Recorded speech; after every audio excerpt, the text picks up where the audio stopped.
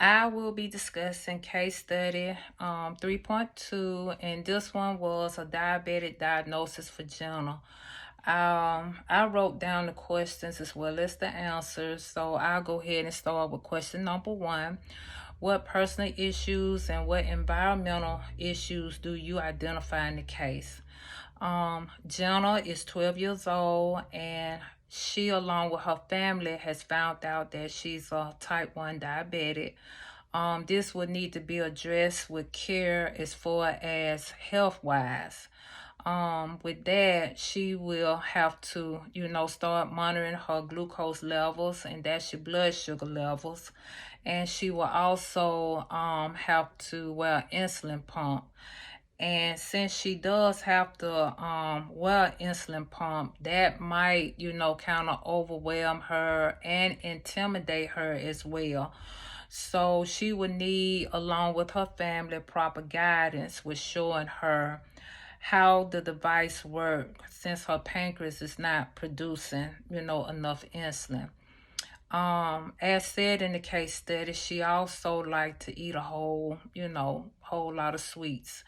So on that, to have a more healthier, lifestyle, she will have to cut down or limit the sweets altogether and start eating more healthier, snacks. So that is something that her and her family, as far as a nutritionist, can go over with her what she should eat and what she shouldn't eat. But as far as her environment, she looks like she was raised in a very healthy environment where she was doing well in school, and she was also riding in a pony club, and in the winter she was alpine skiing. So she seemed like her environment was very, very healthy and very thriving. And she also worked on the farm with her, with her mom and her daddy, earning, spending money. So all of this was positive for us, as far as her environment.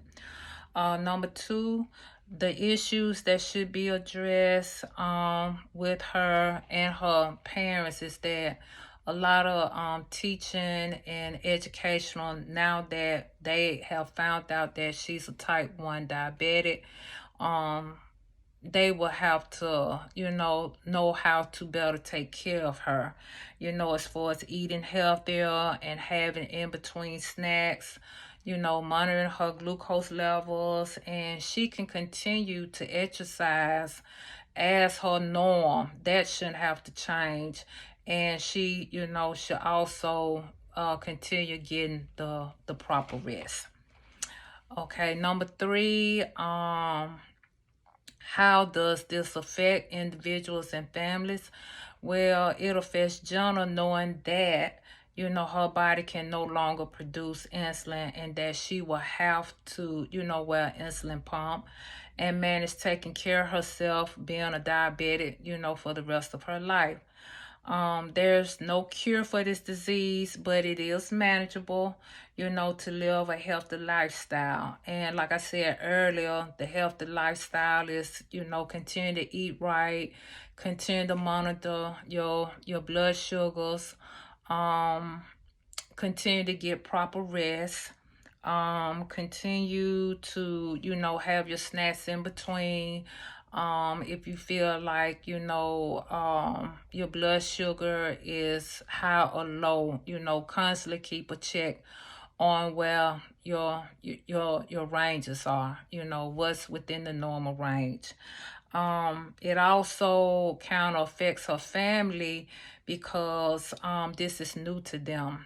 Probably neither one of them, as far as her mom or her dad, probably have never had diabetes. So this is new to them. With trying to provide the care for their daughter.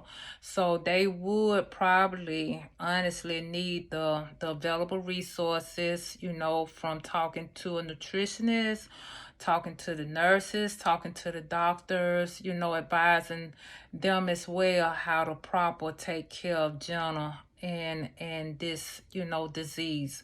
Like I said, it is manageable, and you can, live a healthy lifestyle with diabetes. And also, with that being said, what really counter in a way helps Jenna is that with her being giddish or very sensitive about the blood draws, that her social worker took the time to set up an appointment, to get her an app on her phone, to see if that way they can monitor it through her phone as well as her trying to do the blood draw. So I know that made her and her family feel a little bit more at ease with trying to deal with the situation as far as her being a type 1 diabetic.